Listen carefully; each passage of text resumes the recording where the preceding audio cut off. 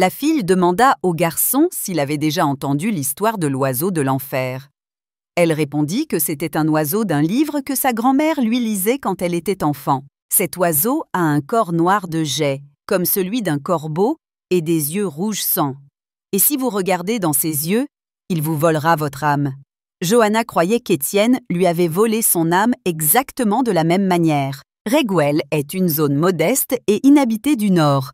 Une petite agitation a eu lieu aujourd'hui dans le domaine situé au sommet de la colline. La servante, qui peignait les longs cheveux de la jeune fille, dit qu'elle devait se dépêcher, car son père allait bientôt arriver, mais promit de faire d'elle la plus belle de tout Raguel. Johanna répondit, en lisant le livre, que ce n'était pas suffisant, car son père voyage à travers le monde, elle devait donc être la plus belle du monde entier. Masa sourit, ajoutant qu'il n'y a pas si longtemps, elle était une petite fille, et qu'à présent, elle était devenue une grande dame. La servante demanda pourquoi Johanna attendait le comte si longtemps. La fillette rappela à la vieille Matcha que son père lui avait promis un cadeau. Johanna demanda à l'infirmière ce qu'elle pensait que ce serait.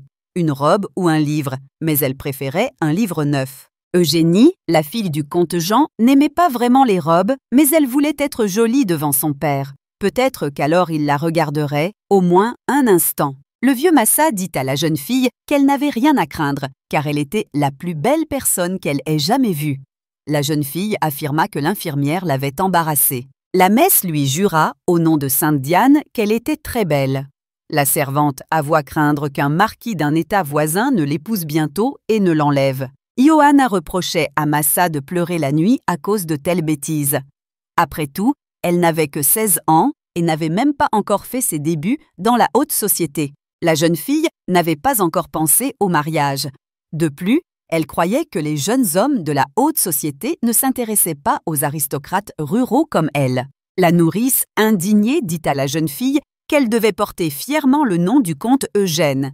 Les domestiques les informèrent que la voiture du comte était déjà visible à l'horizon.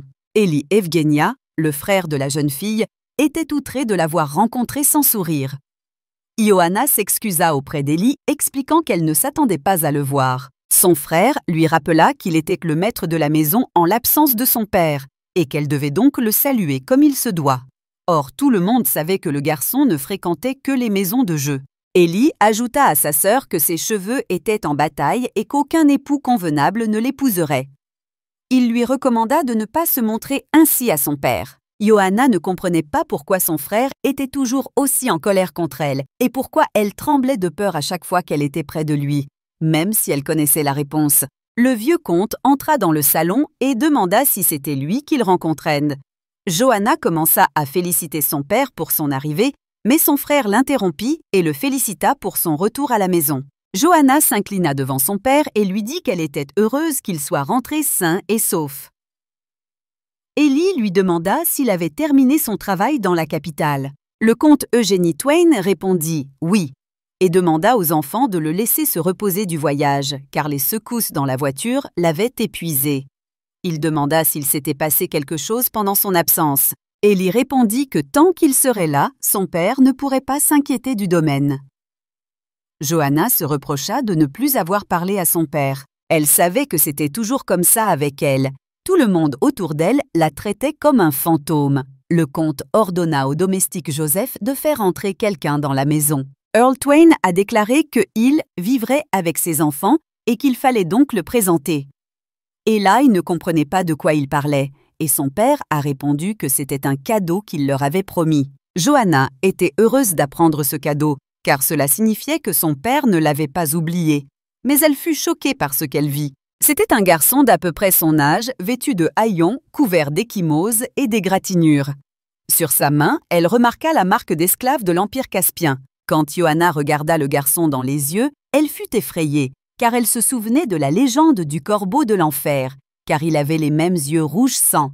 Élie dit qu'il sentait mauvais. Le vieux comte répondit que le garçon devait être lavé et qu'il serait comme neuf. Le père ajouta qu'il avait le coup de foudre pour les belles personnes. Le comte Twain annonça aux enfants qu'il serait leur frère ou leur esclave. Johanna fut gênée que le garçon ne la quitte pas des yeux, ce qui n'était pas typique d'un serviteur. La jeune fille, contrariée que ce soit son cadeau, se rendit dans sa chambre. Le comte ordonna à Massa de baigner le garçon et de lui préparer le dîner, ainsi qu'à tous les autres. À cette époque, Ioanna ne savait pas encore que ce sale garçon aux yeux rouge sang était le pire et en même temps le meilleur cadeau de toute sa vie. Père ne regardait jamais sa fille dans les yeux. Et même s'il les regardait dans les yeux par hasard, il détournait aussitôt le regard, comme s'il ne pouvait plus les regarder. Le frère aîné battait constamment Ioanna simplement parce qu'elle la voyait. Il la tenait pour responsable de la mort de leur mère. La fillette pleura et demanda à la nourrice s'il était possible qu'elle ne soit pas humaine, mais un fantôme ou un esprit maléfique qui avait tué sa mère. L'infirmière rassura l'enfant. Elle disait que son frère était juste dans une période de transition, qu'il grandirait et deviendrait un beau vicomte, et que la blessure dans le cœur de son père guérirait un jour. Massa disait toujours à la jeune fille qu'elle était très belle et que tout le monde l'aimait. Mais Ioanna n'y croyait pas, car elle savait que ses proches la détestaient. Élie demanda à son père s'il comptait vraiment manger à la même table que l'esclave. Le garçon s'assit face à Élie, vêtu de sa vieille chemise, et regarda Johanna assise en face de lui. Le vieux comte répondit à son fils que plus sa position dans la société était élevée, plus il devait prêter attention à ceux qui étaient en dessous de lui. La jeune fille remarqua que les blessures de l'esclave étaient bien plus graves qu'elle ne l'avait d'abord pensé. Il ne pouvait même pas manger correctement. Ioanna sembla que quelque chose n'allait pas chez lui. Elle ne comprenait pas pourquoi il la regardait ainsi. Après tout, aucun esclave ne regarderait les nobles dans les yeux avec autant de honte. Élie demanda au garçon pourquoi il ne mangeait pas. Il ajouta qu'il n'avait pas l'intention d'ignorer leur hospitalité et leur gentillesse. L'esclave prit un couteau et le porta avec hésitation à son assiette. Soudain, Johanna l'arrêta. Elle lui proposa du porridge liquide au lieu de viande solide. Elle pensait que cela le ferait manger plus vite. Le garçon commença à manger et la fille soupira. S'il n'avait rien mangé, son frère ne l'aurait pas laissé tranquille, et elle ne voulait pas voir ça. Élie décida de demander à son père où il avait trouvé le garçon. Le comte répondit qu'un épais brouillard s'était installé sur le chemin et que le cocher avait failli le renverser. Le père disait qu'il ne pouvait pas laisser un tel enfant sur la route. Johanna pensait qu'il était simplement heureux d'avoir un esclave gratuitement. Le frère demanda s'il était possible qu'il ait sauté volontairement sous la charrette. Après tout, les pauvres font souvent cela aujourd'hui, exigeant de l'argent pour se faire soigner. Le comte répondit qu'il aimait l'apparence du garçon. Le père ajouta que même s'il ne parlait pas, il avait en lui quelque chose de la noblesse parserienne. Il dit qu'un jour peut-être il leur serait utile. En attendant, le vieux comte ordonna à son fils de veiller sur le garçon et alla se reposer. Johanna était contente que le garçon ait mangé. Élie prit son verre de vin et le versa sur la tête de l'esclave assis à côté de lui. Il dit à sa sœur que cet esclave mouillé n'avait pas du tout l'air d'un noble. La fille était horrifiée que son frère trouve ça drôle. Ce dernier était contrarié qu'elle n'aime pas son idée, mais il en a proposé une nouvelle. Élie appela sa sœur et lui dit qu'elle avait 16 ans et qu'elle devait apprendre à se comporter avec un serviteur. Il lui ordonna de frapper l'esclave. Le frère rappela à sa sœur qu'elle savait exactement comment s'y prendre. Ioanna se souvint qu'il la battait chaque fois qu'elle croisait son regard. La fille resta immobile. Élie exigea qu'elle le frappe, car les gens comme lui avaient besoin qu'on leur montre leur place. Ioanna se rapprocha du garçon assis sur la chaise. Elle lui murmura qu'elle le frapperait légèrement, alors elle lui demanda de faire semblant de souffrir beaucoup. Le garçon tomba de sa chaise en gémissant de douleur. Élie félicita sa sœur d'avoir si bien battu l'esclave, ajoutant qu'elle devait avoir une grande expérience en la matière. Et la jeune fille eut pitié du garçon qui s'était blessé en tombant par terre. Étienne Bernard, de l'Empire Urzec, second fils d'un prince, vécut toute sa vie dans la prospérité et l'harmonie. Mais sa vie lui parut d'un ennui insupportable. Le prince avait 4 enfants et ils s'entendaient tous très bien. Personne ne s'opposait à ce que le fils aîné hérite du titre, comme il se doit. Un jour, son jeune frère Edwin demanda à Étienne s'il avait déjà été amoureux. Edwin répondit qu'il semblait avoir rencontré l'amour. Elle avait les yeux bleus et les cheveux bruns. Ses yeux étaient comme l'eau qui reflétait le ciel bleu. Étienne sourit et dit que son frère avait dû être remarqué au dernier bal. Étienne courait très vite. Derrière lui, on criait « Cherchez vite ! Il a les cheveux blancs courts et les yeux rouges. » Il porte des vêtements très chers, alors impossible de le manquer. » Le garçon ne comprenait pas comment tous ses frères étaient morts en même temps. Edwin, mourant, affirma que c'était sa belle-mère qui avait mis du poison dans leur collation. Le petit garçon demanda à son frère de partir au plus vite et mourut. Étienne s'enfuit. Il entendit sa belle-mère crier, bouleversé par sa fuite. Il courut, sans se retourner, se reprochant sa lâcheté et d'avoir abandonné sa maison. Il ne s'arrêta qu'en atteignant le rivage du port. Par hasard, un navire à destination de l'Empire Caspien apparut dans son champ de vision. Vendant un à un ses biens à bord, il acheta tout ce dont il avait besoin. Il utilisa sa veste pour acheter un billet de bateau et ses bijoux de famille pour acheter du pain et de l'eau. Après son arrivée à Caspian, il changea sa couleur de cheveux pour devenir plus foncé avec l'aide d'une sorcière. Bien qu'Étienne ait ressenti un certain soulagement d'avoir réussi à s'échapper, l'idée de passer le reste de sa vie ainsi le rongeait lentement de l'intérieur. Tandis que le garçon était pris pour un esclave sans famille, sa fuite dura 1 an. Et le second fils du prince prit une apparence de plus en plus pitoyable en terre étrangère. Étienne était allongé dans la grange, sur la paille, terriblement gelée. Il pensait déjà qu'il allait bientôt mourir de froid et retrouver son frère, qu'il avait supplié de vivre. Soudain, la porte de la grange s'ouvrit et, au clair de lune, il la vit. La fille du comte s'approcha de lui et le garçon fut surpris de la voir là. Johanna tendit une pomme au garçon et détourna rapidement le regard. Étienne fut offensé qu'elle ne le regarde pas dans les yeux, comme s'il était indigne d'elle. Le garçon décida qu'il ne la laisserait pas le traiter comme un moins que rien. Il avait l'impression qu'elle l'énervait depuis le premier instant. Il la poussa par terre, s'allongeant sur elle. Étienne dit à la jeune fille qu'elle se trompait si elle pensait qu'il avait besoin de sa pitié. Johanna était allongée sous lui, fixant avec horreur ses yeux rouge sang. La fille courut dans la cour et jeta toutes les pommes sur le garçon. Elle se reprochait d'avoir voulu aider un esclave fou. Étienne pensait être allé un peu trop loin. Mais il se dit de ne pas céder à cette fausse gentillesse, car il savait à quoi cela pouvait mener. Le comte fit ses adieux à ses enfants avant de se rendre dans l'empire d'Urzek. Il leur annonça que l'empereur de cet empire était malade et qu'il devait se rendre compte par lui-même de la situation. Le comte Twain voulait également rappeler son nom à l'aristocratie locale de l'empire voisin. Il regarda le garçon et dit qu'il était très beau. Le comte lui ordonna alors d'obéir à Élie, car il était le futur comte. Johanna était furieuse que son père parle plus souvent à l'esclave qu'à elle, alors elle regarda le garçon avec ressentiment. Dès que le comte fut parti, Élie dit à sa sœur de rester tranquillement assise dans la résidence, car il allait à Haibel. La jeune fille savait que son frère allait jouer, mais elle lui répondit « D'accord ». Soudain, Élie se retourna et frappa le garçon. Johanna ne comprenait pas pourquoi son frère le frappait, mais il répondit qu'il n'avait pas besoin de cet esclave sale. Élie ajouta qu'il le frapperait chaque fois qu'il le verrait. La fillette le regarda avec horreur et comprit que désormais, le garçon serait lui aussi offensé par elle. Johanna était assise dans le bureau de son père, triant les dossiers et les documents de leur résidence. Massa lui apporta du thé et pria la jeune fille de se reposer un peu. La nourrice lui demanda où était son frère. La jeune fille répondit qu'il était parti à Haibel.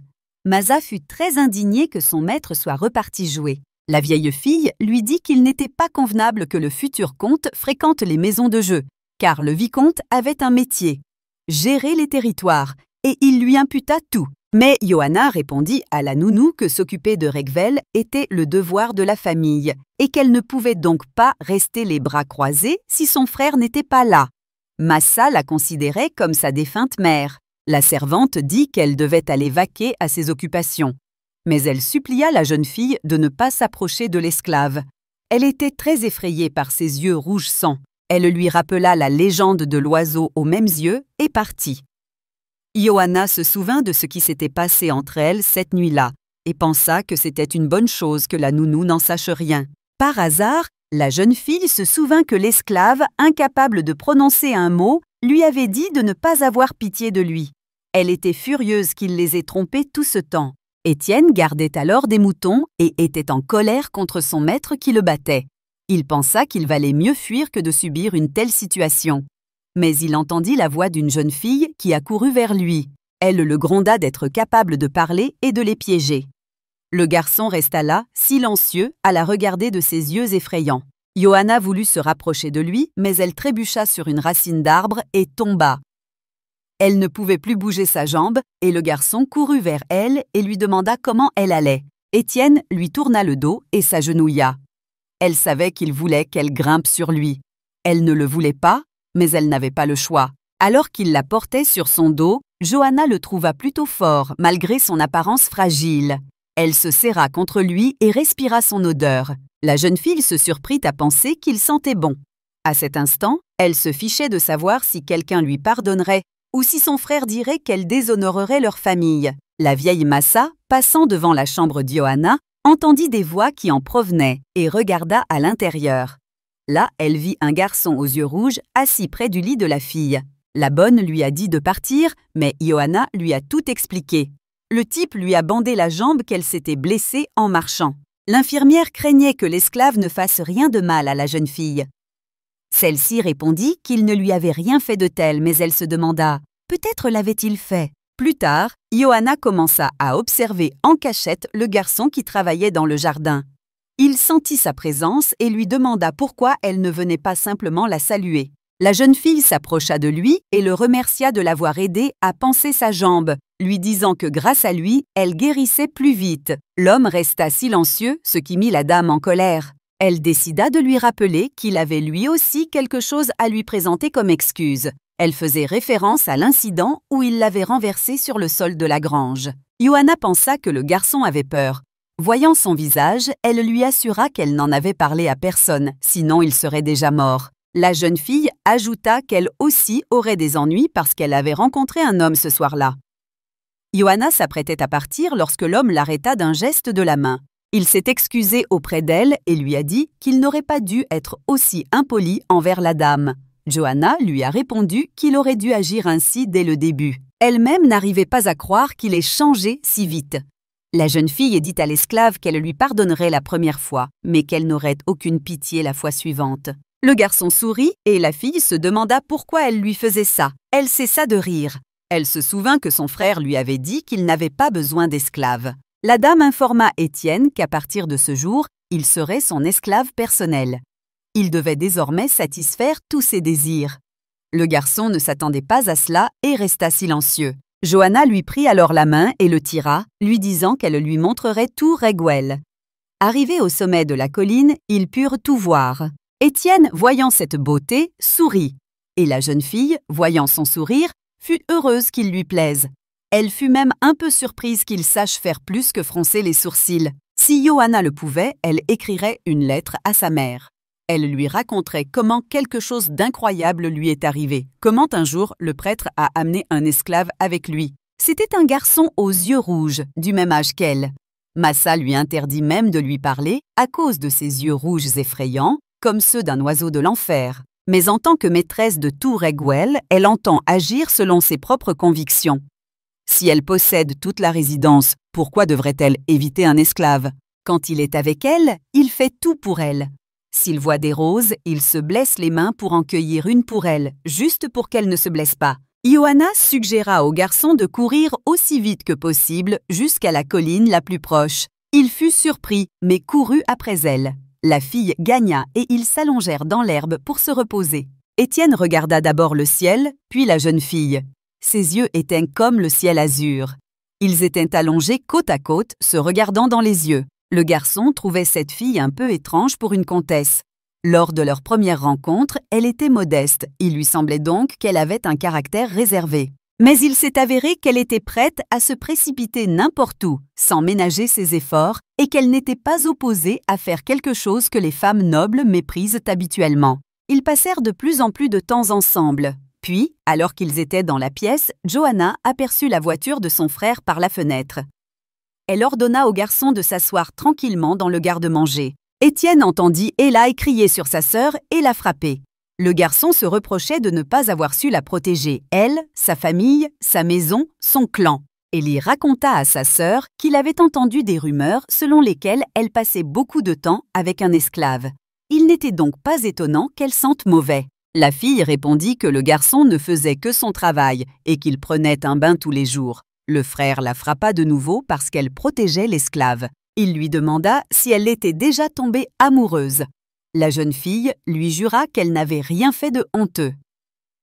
Eli prit le visage de sa sœur dans ses mains et lui dit qu'elle aurait de sérieux ennuis. Après tout, il ne leur reste que son beau visage. La seule chose qu'elle puisse faire pour sa famille est donc d'épouser un riche noble issu d'une famille noble. Son frère ordonna à Johanna de se rendre dans sa chambre et d'y broder, comme le font les nobles. La jeune fille gisait à nouveau par terre, le visage couvert de ses mains lorsqu'il partit. Johanna a croisé un homme dans la rue au travail. Elle lui a proposé d'aller se promener et il a dit qu'il sentait mauvais. La fille a répondu qu'elle s'en fichait. Étienne ne comprenait pas pourquoi il était encore là. Il pensait à s'enfuir tous les jours, mais il voulait lui être utile. La jeune fille était heureuse que le garçon accepte de l'accompagner, mais le serviteur Joseph la saisit en les voyant ensemble et jeta Johanna au sous-sol. Indignée, elle lui demanda ce qu'il faisait. Joseph s'excusa auprès de la dame et ajouta que la parole de M. Élie était supérieure à la sienne. La jeune fille fut donc abandonnée seule dans un endroit sombre et froid, sans nourriture ni vêtements chauds. Élie ordonna à la vieille Macha de la garder là pendant 3 jours, ne lui donnant que de l'eau et du pain. La nourrice de la jeune fille, très inquiète pour sa santé, demanda au maître d'avoir pitié de sa sœur. Mais le jeune homme rappela à la servante qu'il était le maître de tout Raguel et qu'elle était une vieille femme qui ne serait jamais emmenée ailleurs s'il la chassait. La vieille femme était en colère contre le garçon aux yeux rouges et le blâmait pour ce qui était arrivé. Le garçon se blâmait lui-même. Puis Massa se souvint de ce que Johanna lui avait dit à son sujet. Lorsque la nounou leur a interdit de communiquer, la fille lui a dit que ce garçon était capable de bons sentiments plus que les autres et qu'il ne fallait pas juger les gens sur leur apparence. Étienne grimpa au sous-sol pour rejoindre la jeune fille par un passage secret, ce qui la terrifia terriblement. Johanna ignorait qu'il était possible d'y arriver par ce chemin et le garçon raconta que sa nounou lui avait montré ce passage. Il ajouta que Massa était très inquiète pour elle et lui avait demandé de lui rendre visite. L'homme s'excusa auprès d'Johanna et lui dit qu'il ne serait plus son esclave personnel. La jeune fille, effrayée, lui demanda pourquoi il avait pris cette décision. Johanna suggéra qu'elle avait fait quelque chose de mal ou qu'il en avait assez de la suivre partout. Mais le garçon répondit que tout allait bien, mais qu'elle était très gentille avec lui. La fille lui demanda alors ce qui n'allait pas, et il répondit qu'elle avait des problèmes à cause de lui. Johanna expliqua qu'elle était enfermée ici, non pas à cause de lui, mais à cause de son frère. Mais le garçon lui rappela qu'il n'était qu'un esclave qui n'avait même pas le droit de lui parler. Il a ajouté que si des rumeurs se répandaient selon lesquelles elle aurait eu des relations intimes avec un esclave du sexe opposé, la noblesse s'en rendrait volontiers compte et commencerait à crier dans toutes les rues. La jeune fille affirma qu'il parlait comme s'il connaissait l'aristocratie de près. Le garçon rétorqua qu'il ne méritait pas d'être bien traité par elle de toute façon. Il demanda à la dame de le traiter désormais comme un esclave ordinaire. Johanna fut offensée car la parole de son frère était plus importante à ses yeux que la sienne. La jeune fille a avoué qu'elle le considérait comme sa famille, qui lui manquait terriblement. Le garçon a qualifié cela de bêtise et la dame l'a traité d'impoli. Il lui demanda alors de le réprimander pour son impolitesse, de le frapper et de lui interdire de l'approcher. Mais elle n'avait aucune intention de le faire. Johanna demanda au garçon s'il voulait qu'elle devienne comme son frère et qu'elle commence à battre les gens comme les autres aristocrates. « Pas question !» répondit la dame. Elle hurla qu'elle n'aimait pas ça du tout et que c'était même dégoûtant de voir quelqu'un d'autre le faire. La fillette se souvint comment son frère l'avait battue et commença à s'étouffer. Étienne la calma, lui montra comment respirer correctement par le nez et la serra contre lui lorsque sa respiration se stabilisa. Il la serra dans ses bras et s'excusa pour ce qu'il avait fait. Ça sentait les feuilles sèches baignées par les rayons du soleil. Johanna reprit rapidement son souffle, car elle avait l'impression de se promener dans la forêt printanière. Le garçon lui caressa les cheveux et sentit la chaleur de son corps. Il ne comprenait pas comment il pouvait lever la main sur une fille aussi mignonne, surtout qu'il était son frère. Plus tard, le garçon essaya de persuader la dame de manger un peu de pain, mais elle refusa. Il lui demanda alors d'imaginer qu'il était son frère, celui qu'elle désirait tant. Johanna était intéressée par l'idée et m'a dit qu'elle voulait un petit frère pour sa petite sœur. Le garçon a admis avoir 1 an de plus qu'elle. La jeune fille fut surprise d'entendre cela, mais refusa de manger. Il s'inquiétait pour sa santé et elle lui dit qu'il n'avait pas à s'en soucier. Lorsque la dame a crié, le gars lui a fourré une miche de pain dans la bouche et lui a dit de se taire car il les entendrait et se rendrait compte qu'elle n'était pas seule ici. En mâchant du pain, Johanna a avoué qu'elle refusait de manger de peur d'aller aux toilettes après. L'homme a souri et a dit qu'il nettoierait après elle. Alors la dame se mit en colère car elle ne voulait plus de cela. Après s'être un peu calmée, la jeune fille décida de donner un nom au garçon, puisqu'il était désormais son frère. Il admit qu'il l'avait inventé uniquement pour qu'elle le mange. Et lui-même n'avait aucun droit à un nom. Mais la dame dit que les serviteurs avaient des noms. Alors, il devrait en inventer un pour lui aussi. Johanna demanda au garçon s'il voulait être appelé l'oiseau de l'enfer pour le restant de ses jours. Le garçon lui répondit « Je m'appelle Étienne, mais toi seul le sais. » Après 3 jours de confinement dans un cachot froid qui servait de réserve, la dame a développé de la fièvre et tout son corps était en proie à des douleurs. La fille resta donc quelque temps au lit et, à son réveil, elle vit une rose près de son oreiller. La fois suivante, elle fit semblant de dormir et attrapa le garçon par la main. Étienne posa la rose et voulut quitter la pièce en silence. Mais Johanna se leva du lit et l'en empêcha. Elle avoua qu'elle était déjà habituée aux brimades de son frère. La jeune fille lui dit que la douleur passerait avec le temps, mais que sans lui, elle n'aurait pas pu supporter cette solitude. Alors Johanna demanda à Étienne de ne pas la quitter. L'homme s'est agenouillé près de son lit et a déclaré qu'il n'avait pas le droit d'aller contre sa volonté. Et depuis, il ne l'a pas quitté une seule minute. Les saisons s'écoulèrent jusqu'à ce que les roses refleurissent. Un jour, Johanna demanda au garçon s'il avait vraiment 18 ans, car il avait beaucoup grandi l'année précédente. Elle dut maintenant pencher la tête en arrière pour le regarder dans les yeux. Johanna dit que son âge lui importait peu, car cela ne changeait rien au fait qu'il était de sa famille. La fille demanda à Étienne s'il aimait passer du temps avec elle. L'homme regarda ses seins, rougit et se détourna d'elle. Johanna ne comprenait pas ce qui lui arrivait. Le vieux comte raconta au garçon qu'il avait beaucoup grandi pendant leur absence. Le garçon répondit au seigneur que c'était grâce à lui. Le comte Twain raconta qu'il avait entendu Joseph dire des bêtises et qu'il n'y croyait même pas. Mais, en réalité, dès le premier jour, le comte n'avait pas perdu le sentiment qu'il n'était pas un esclave devant lui. Le sentiment d'avoir devant lui un jeune homme d'une dignité qu'il ne pouvait dissimuler, malgré tous ses efforts. Le comte décida de vérifier ses suppositions et raconta au garçon son voyage dans l'Empire Urzek. Il a dit qu'il y avait eu une grande agitation à propos de la disparition d'un garçon exactement de son âge. Le comte Twain a demandé si le garçon savait quelque chose sur le prince Bernard. Étienne fut choqué par ce qu'il entendit, mais le garçon fit semblant de ne pas comprendre. Il répondit qu'il n'était pas citoyen de l'Empire Urzek. Le garçon ajouta qu'il n'avait jamais entendu ce nom auparavant et s'excusa auprès du comte de ne pas avoir pu l'aider. Le comte répondit que si c'était le cas, ce n'était pas grave. D'autant plus qu'il recherche un homme aux cheveux blonds et aux yeux rouges, alors qu'il a les cheveux noirs. Le maître l'a félicité pour son bon travail et sa loyauté envers sa famille. Étienne quitta le bureau du comte et s'éloigna dans le couloir. Il n'arrivait pas à croire qu'on le recherchait encore dans tout l'Empire après une année entière. Sa belle-mère, Catherine Bernhardt, avait tué ses frères et son père pour faire de son propre fils son successeur. Étienne ne pouvait plus considérer cet endroit comme son foyer. Il passa devant la salle où Johanna apprenait à être une dame. Il se dit que ce titre princier lui importait peu, l'essentiel étant qu'elle fasse partie de sa famille.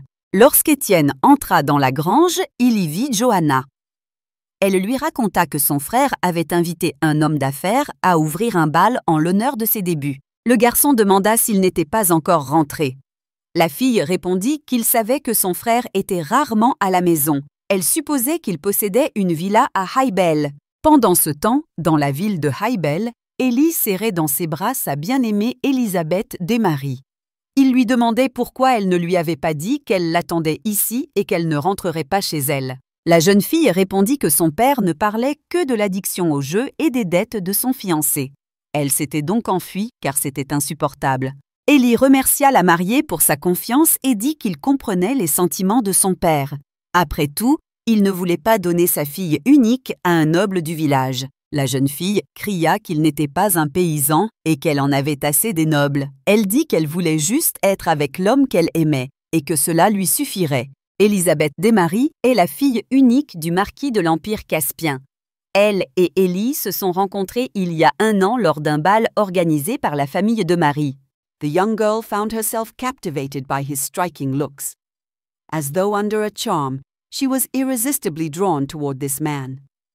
Elizabeth secured a location to hold their secret meeting. Cependant, elle seule croyait que c'était le destin.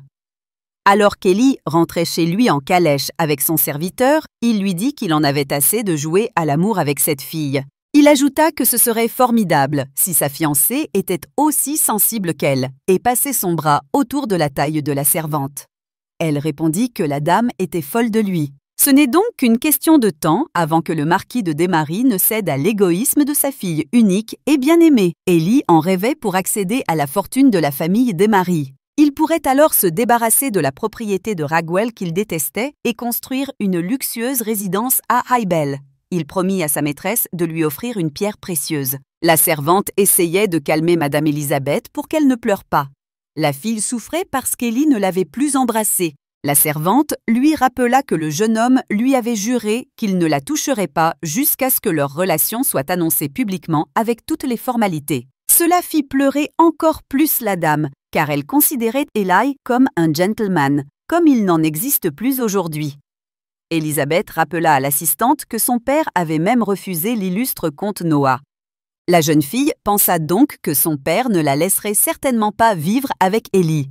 La servante expliqua que les rumeurs sur le comte Noé étaient si mauvaises qu'il était heureux que son père les refusait. Élisabeth répondit qu'elle lui en était reconnaissante, mais Ellie n'était pas du tout comme lui. Bien que le comte Eugénie ne fût pas très riche, il était connu pour être un homme d'affaires sérieux. Elle demanda à l'assistante s'il existait un homme au monde que son père accepterait. Élisabeth ne voulait pas passer sa vie entière à la maison comme une poupée. Johanna tenait un énorme bouquet de lys. Elle demanda à Massa de qui venaient les fleurs. Elle répondit que le bouquet avait été envoyé anonymement. Mais Massa supposa que ce bouquet venait d'un jeune seigneur, ou comte, qui était tombé amoureux de son portrait, qu'Ellie avait préparé pour l'annonce de son premier bal. Étienne se tenait devant la porte et écoutait leur conversation. Il comprit qu'Ellie était très pressée de marier Johanna. Il avait entendu dire qu'Ellie devait beaucoup d'argent au comte Noé. Le gars pensait qu'il ne s'agissait plus d'un simple bal en l'honneur des débuts de Johanna, mais d'une véritable affaire appelée mariage. Étienne se souvint qu'il avait déjà connu le comte Pierre Noah. Plus d'1 an auparavant, le garçon s'était réveillé dans une pièce sombre, une marque sur le bras. Il savait seulement que cela avait été fait grâce à la magie. Et là, il entendit un homme dire à un autre que Pierre avait ruiné son mariage et qu'il essayait de se venger. Et l'autre lui demanda s'il pensait vraiment que personne ne découvrirait ses aventures. Étienne se souvint alors qu'il avait déjà entendu ce nom. En lisant les journaux du matin, alors qu'il était encore le fils du prince, il avait appris que le comte Pierre Noah était un entrepreneur fraîchement débarqué de l'Empire Caspien. Il a fait fortune grâce à la traite des esclaves et au trafic de drogue. Mais malgré les rumeurs, il n'existe aucune preuve tangible de son implication dans ces affaires et il s'en tire impunément. Alors qu'Étienne apprenait à danser à Johanna avant son bal d'ouverture, elle lui demanda comment il savait danser à un bal. Il répondit qu'il avait vu des aristocrates le faire à maintes reprises. Johanna était indignée qu'il la prenne pour distante, car une telle habileté ne s'acquiert pas par la seule observation. Elle voulut lui dire qui il était vraiment, mais l'homme l'interrompit. Étienne demanda à la fille de se concentrer sur la danse, car elle n'arrêtait pas de lui marcher sur les pieds. Johanna regarda sa chemise déboutonnée et rougit. La jeune fille ne comprenait pas ce qui lui arrivait. Elle se sentait plus en confiance avec lui auparavant, mais maintenant, elle ne trouvait plus sa place. Elle continua de danser, marchant sur les pieds du garçon. Soudain, Johanna se détourna, triste. Elle avoua que c'était le premier bal à Ragwell depuis la mort de sa mère. La jeune fille craignait d'être une mauvaise danseuse et d'embarrasser sa famille. Étienne répondit que ses talents de danseuse n'étaient pas très importants. Johanna fut surprise car c'était un bal, et au bal on danse. Le garçon lui baisa la main et dit qu'elle était très jolie. La fille rougit à ses caresses et à ses paroles aimables. Étienne ajouta qu'aucun homme ne remarquerait sa danse lorsqu'il lui tenait la main car elle était belle. Johanna dit qu'il la jugerait de toute façon. Le garçon répondit que c'était un bal en son honneur et qu'elle serait donc juge. La fille dit qu'elle était émerveillée par lui. Après tout, malgré son esclavage, il n'était pas timide. Mais Johanna a admis qu'il représentait pour elle le plus grand danger, car il savait lire, danser et était plus instruit que son frère et son père réunis. « Qui es-tu » demanda la jeune fille à Étienne. Puis elle ajouta qu'il ne répondrait peut-être pas, car il mentirait encore, et il resta silencieux. Le garçon la serra fort contre lui. Il promit de tout lui raconter plus tard, car il voulait lui-même se libérer de ce fardeau. Le jour du bal arriva, et Eli prit sa sœur par la main. Il rappela à Johanna qu'une fois sa réputation ruinée, elle ne peut plus être rachetée. La jeune fille répondit qu'elle s'en souviendrait. Un jeune homme s'approcha d'eux et leur annonça que les rumeurs étaient vraies et que la fille du comte était vraiment belle. Il se présenta comme le comte Pierre Noah et demanda à lui voler sa première danse. Le comte raconta à la jeune fille qu'il rêvait depuis longtemps de la rencontrer. Eli remercia le comte de leur avoir rendu sa visite si heureuse, tandis qu'à Johanna restait là, effrayée et silencieuse. Son frère la poussa et lui dit de la saluer. Il lui dit que le comte Noé était célèbre même hors de l'Empire et qu'il était son fiancé. La jeune fille fut choquée. Pierre Noah tapota l'épaule de son ami et lui demanda de ne pas embarrasser la jeune fille, car il se sentait coupable. Eli répondit qu'il tenait vraiment à partager la nouvelle. Johanna avait l'impression de n'avoir jamais vu son frère aussi heureux. Elle se disait que cet homme devait être très important pour lui, car il ressemblait à un membre de la famille royale. Lorsque le comte Pierre lui tendit la main, la jeune fille se calma, se souvenant de sa danse avec Étienne. « Fais comme on t'a appris !» Jeanne ferma les yeux et se mit à danser. Pierre la félicita, ajoutant qu'elle dansait avec beaucoup de grâce. La jeune fille le remercia du compliment, sourit et répondit qu'elle avait un bon professeur. Le comte dit qu'il enviait son professeur parce qu'il avait la chance d'être seul avec elle. Pierre avoua à Johanna qu'il était tombé amoureux d'elle dès qu'il avait vu son portrait. Il a dit qu'il rêvait depuis longtemps de la rencontrer et de la demander en mariage. Mais son frère était si protecteur qu'il ne lui en a pas donné l'occasion. Pierre demanda à la jeune fille si elle aimait le bouquet de lys qu'il lui avait envoyé. Il ajouta que, dans le langage des fleurs, elle leur correspondait parfaitement, ce qui le rendit très heureux. Après avoir dansé, Johanna rentra se reposer un moment. Elle réfléchit à ce que signifiait répondre aux lys. Et que signifie fiancé? Il s'avère qu'elle et son frère sont déjà d'accord sur tout. Et son père n'est probablement pas au courant, car il n'a rien à voir avec elle. La jeune fille se demandait s'il était vraiment tombé amoureux d'elle au premier regard.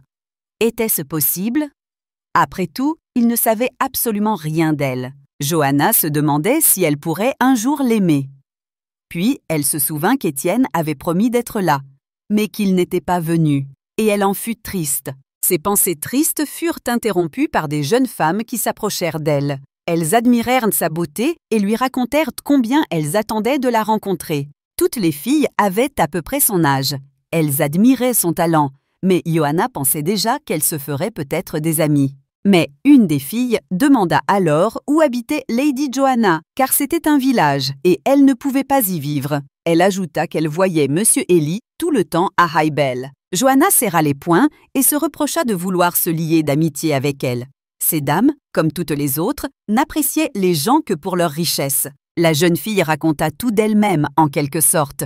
Elle avait grandi dans ce domaine et remplissait désormais les fonctions de fille de propriétaire. Elle racontait comment, chaque jour, elle courait à travers les champs qu'ils remarquaient autour de son domaine et qu'ils appelaient un village, et comment elle causait beaucoup de problèmes aux domestiques.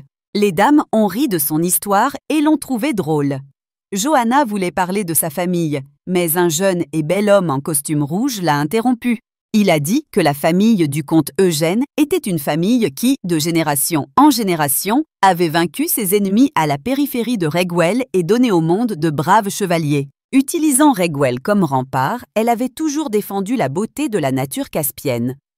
Le jeune homme demanda à la dame s'il n'avait pas honte de ne pas connaître les bases de l'histoire. Une fille a répondu qu'il le savait et qu'il ne voulait pas offenser Lady Joanna.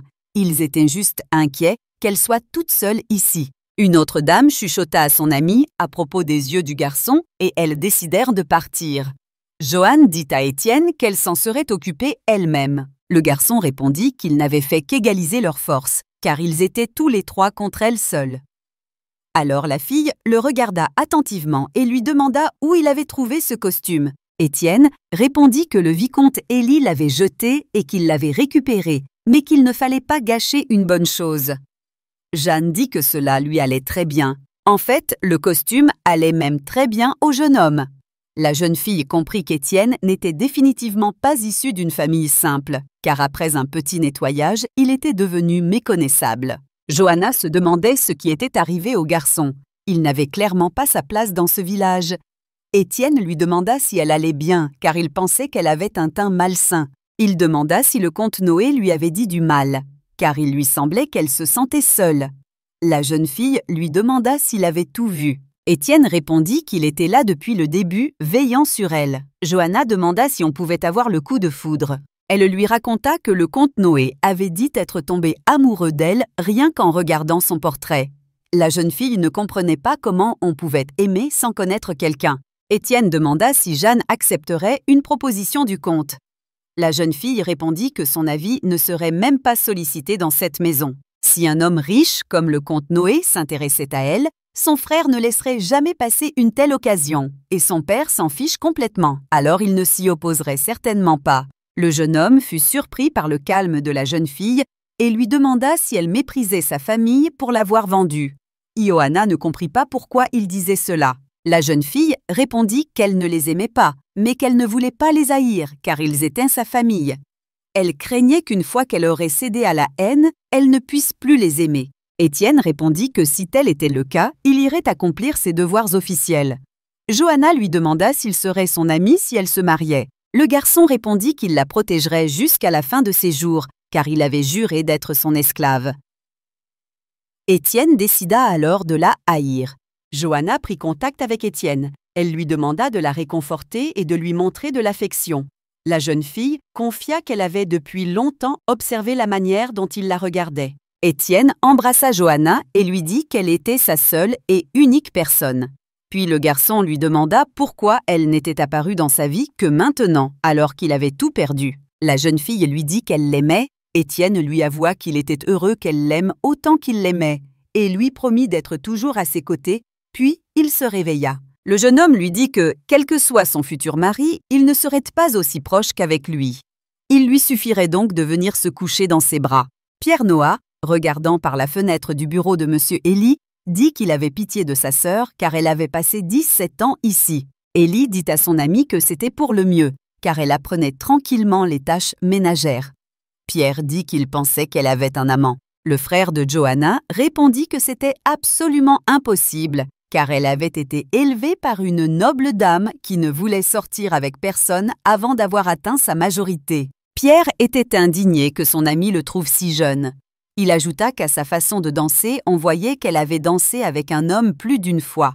Élie répondit que les meilleures femmes lui avaient appris les bonnes manières, ce qui expliquait sa danse si admirable. Pour dissiper les doutes du marié, il ajouta qu'elle n'avait ni sœur ni petite amie, et encore moins d'amant. Le comte Noé dit que c'était désormais une mode insensée à Highbell pour les dames nobles d'avoir des relations avec des hommes avant le mariage et de déclarer que l'amour était le choix de chacun. Pierre se souvenait de la fille du marquis de Marie, pure et naïve dès son enfance, exactement celle qu'il recherchait et qu'il souhaitait même épouser. Mais maintenant, elle lui répugnait à cause des rumeurs qui circulaient à son sujet. Le comte dit à Élie qu'il espérait vraiment qu'il ne le trompait pas, car sinon il paierait la dette avec son corps. Quand Pierre partit, Élie fut furieux. Puis il sourit, imaginant sa tête s'il découvrait à qui Dame de Marie courait après. Son père réprimanda Élisabeth, qui affirma qu'elle avait seulement invité le vicomte Eugénie à prendre une tasse de thé. Le comte de Marie cria qu'il ne l'avait pas élevée pour l'épouser. Il a ajouté que le problème ne résidait pas dans les origines du jeune homme, mais dans sa réputation. Après tout, Ilahi Yeveni avait été aperçue à plusieurs reprises près des maisons de la famille Kaibel. La jeune fille expliqua à son père que tout cela n'était qu'un complot et qu'un jaloux répandait de mauvaises rumeurs à son sujet. Mais le comte rétorqua qu'il n'y avait pas de fumée sans feu. Son père ordonna à Élisabeth d'aller dans sa chambre et de récupérer, ajoutant qu'elle devait rester à la maison pour le moment afin de sortir ce fiancé peu fiable de son esprit. La jeune fille était couchée, de très mauvaise humeur. Elle dit à sa servante qu'elle voulait aller au bal à Raguel. La servante, qui était dans la voiture avec M. Eli, répondit que c'était impossible. Elle a ajouté que le bal était en l'honneur des débuts de Madame Eugénia. Donc si une beauté comme elle y avait assisté, cela aurait été considéré comme impoli. Élisabeth comprenait cela, mais elle voulait rencontrer la sœur d'Élie et se lier d'amitié avec elle. Elle était curieuse de savoir qui elle était. La jeune fille supposait qu'elle était aussi bien élevée qu'Élie. La servante ne comprenait pas ce qu'elle faisait là. Elle en avait déjà assez de cette dame qui souffrait toujours à cause de Monsieur Élie. Il ordonna à Daria de s'occuper d'elle. La dame demanda à la servante qui était Johanna. Elle pensa que Daria devait la connaître car elle servait leur famille depuis longtemps. La jeune fille répondit qu'elle servait Monsieur Eli. Elle savait donc peu de choses sur Lady Johanna, si ce n'est que la jeune fille tremble de peur à la vue de son frère et que seule la vieille servante Massa, sa nourrice, la traite bien. La jeune fille se souvint alors que sa maîtresse avait un esclave. Elles se ressemblaient en ce sens qu'elles n'appréciaient pas ce qu'elles avaient et prétendaient être les plus malheureuses du monde. La servante croyait qu'il pouvait simplement épouser la personne promise et mener une vie noble et tranquille. Ils étaient prêts à tout abandonner par amour. Elle-même n'avait pas de famille et chaque jour elle s'endormait sur le sol froid, serrant son estomac vide dans ses bras et savait si elle mangerait le lendemain ou non. Quand Élisabeth demanda à Daria ce à quoi elle pensait, elle répondit qu'elle imaginait son mariage avec M. Eli. Après tout, elle voulait les épouser et devenir sa maîtresse. Johanna ôta ses chaussures, qui lui faisaient déjà mal aux pieds, et se remémora avec lassitude toute la journée. Son frère, qui lui avait encore crié dessus, lui reprochant d'avoir fait quelque chose de mal. Ces dames qui se moquaient de sa présence ici. Le comte Pierre tombait amoureux de son portrait. Elle craignait qu'Étienne ne se soit offusqué d'elle et ne soit parti quelque part. La fille se mit à le chercher derrière la maison. Elle appela le garçon et lui cria qu'elle ne pouvait pas vivre sans lui. Il lui semblait qu'elle ne pouvait pas faire un pas sans lui. Étienne s'approcha discrètement d'elle et la serra dans ses bras. Le garçon dit qu'il était heureux qu'elle ne puisse pas vivre sans lui, tout comme lui ne pouvait pas vivre sans elle. Il suggéra à la fille de s'enfuir avec lui, renoncer au mariage et à tout pour leur amour. Étienne leur dit qu'il pourrait vivre dans la forêt ou au bord de la mer. Peu importe où, l'essentiel était qu'il ne soit pas reconnu. Le jeune homme jura à Johanna qu'il prendrait soin d'elle pour le restant de ses jours, où qu'il la passe. La jeune fille sentit son cœur battre la chamade. Ça n'avait jamais été aussi rapide, même quand on lui avait annoncé que c'était le coup de foudre. Elle avait l'impression d'avoir été piquée par une abeille, comme si elle se noyait dans un lac. Massa lui a expliqué que les gens aux yeux rouges ont un caractère très imprudent. Ils savent tromper les gens, c'est pourquoi on les appelle les oiseaux de l'enfer. Johanna prouva à la vieille nourrice que ce garçon avait l'âme la plus pure, et tout cela n'était que fable et invention. Mais Massa lui demanda de s'en souvenir. Étienne demanda à Johanna ce qu'elle souhaitait qu'il soit aujourd'hui. Un serviteur fidèle, un ami proche ou un frère aimant. Il ajouta qu'il serait ce qu'elle désirait. La jeune fille se demandait si c'était si grave d'être trompée par le diable, si c'était un tel désastre de le laisser prendre son âme. Johanna imaginait ce qui arriverait si elle écoutait les autres. Si le jour de leur première rencontre, elle ne l'avait pas regardé dans les yeux, et s'il n'était pas devenu son esclave, son ami, sa famille, elle se serait effondrée depuis longtemps. Et même le charmant gentleman blond ne parvenait pas à la toucher. À sa grande surprise, son regard était dénué de toute émotion. Johanna répondit à Étienne que c'était uniquement grâce à lui qu'elle attendait le lendemain avec impatience. Par conséquent, il n'avait aucune raison d'être quelqu'un d'autre car il était son monde. Le vieux Massa la chercha partout. Elle alla trouver Joseph et lui dit que la dame était introuvable, que le bal était terminé depuis longtemps, et lui demanda de retrouver Johanna. Étienne remarqua de nombreuses ecchymoses et cicatrices sur le corps de Johanna. Il ne les avait pas vues auparavant, car les vêtements les avaient recouvertes. Le garçon se reprochait de ne pas avoir pensé à d'autres blessures invisibles. La jeune fille lui demanda s'il ne la trouvait pas jolie avec ses cicatrices. Étienne la serra fort dans ses bras et lui dit qu'il l'aimait quoi qu'il arrive, mais qu'il commençait à envisager de tuer son frère. Mais toutes ses dettes retomberont sur Johanna. Le type décida d'empoisonner progressivement Élie jusqu'à ce qu'il perde connaissance, puis de le vendre à des marchands d'esclaves. Soudain, son jeune frère Edwin apparut devant Étienne. Il lui raconta qu'il était tombé si bas. Le garçon souhaitait que son frère survive, mais maintenant, même à ses yeux, il était pitoyable. Étienne reprit ses esprits et demanda à Johanna si ça lui faisait vraiment mal quand il touchait ses blessures. La jeune fille répondit que tout allait bien et quelqu'un frappa à leur porte. C'était Joseph, un serviteur, qui cherchait Lady Johanna. Les voyant ensemble, il commença à frapper le garçon. Le serviteur lui demanda s'il se considérait vraiment comme un homme. Après tout, c'était un esclave qui avait osé toucher sa maîtresse. Johanna lui cria d'arrêter de frapper le garçon car c'était elle qui lui demandait ce qu'il faisait. Joseph demanda à la dame de retourner dans sa chambre et ajouta que tout cela était mal, et le moins qu'il puisse faire pour elle était de tout rapporter à M. Élie. Johanna imagina alors ce qui arriverait si son frère l'apprenait. Elle savait pertinemment qu'il le tuerait. Et elle venait d'avouer ses sentiments à la personne qu'elle ne deviendrait jamais. La jeune fille décida qu'il n'en serait rien et saisit la pierre qui se trouvait sous ses pieds. Joseph dit au garçon de l'attacher et M. Élie déciderait demain de ce qu'il ferait de lui. Jeanne leva la pierre bien au-dessus de sa tête et s'apprêtait à frapper le serviteur, mais Étienne l'en empêcha en la saisissant. Il lui dit qu'il ne la laisserait pas faire. La dame dit qu'elle voulait le sauver. Étienne répondit qu'il préférait mourir, mais qu'elle ne deviendrait pas une meurtrière à cause de lui. Il ajouta qu'elle ne pourrait pas vivre avec ce fardeau sur l'âme. Joseph les traita de sauvages et dit à Madame Johanna qu'il avait agi ainsi pour la protéger, mais qu'elle avait déjà perdu toute décence et toute dignité. Et la jeune fille éclata de rire. Elle demanda quand il commençait à s'inquiéter pour sa dignité.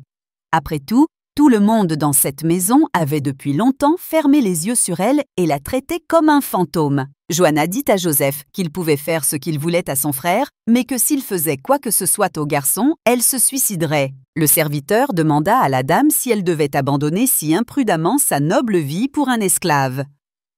La jeune fille répondit qu'elle ne le regretterait pas une minute, car elle était morte depuis longtemps. Lorsque Joseph partit, Johanna demanda à Étienne ce qu'il devait faire maintenant. À cause d'elle, il pouvait mourir. Le jeune homme répondit qu'il n'allait pas mourir tout de suite. Il a ajouté que peu importe à quel point les choses allaient mal et à quel point il était en colère à cause de ce qui se passait, il valait mieux être en vie que de pourrir dans le sol. Johanna dit au revoir à Étienne et lui dit qu'il était temps pour elle de retourner dans sa chambre. Elle lui demanda de se reposer et de ne pas sortir pendant un moment afin que ses blessures puissent guérir. Massa était très inquiète que Johanna ne soit pas rentrée si tard. Elle lui demanda où elle était allée et pourquoi elle ne portait qu'une chemise de nuit. La dame demanda à la nounou de se calmer et d'oublier sa présence. Le vieux Massa soupira et dit que c'était pour cela qu'elle s'inquiétait, car il n'était plus des enfants et qu'il pouvait lui faire quelque chose. Johanna répondit qu'elle n'était pas contre.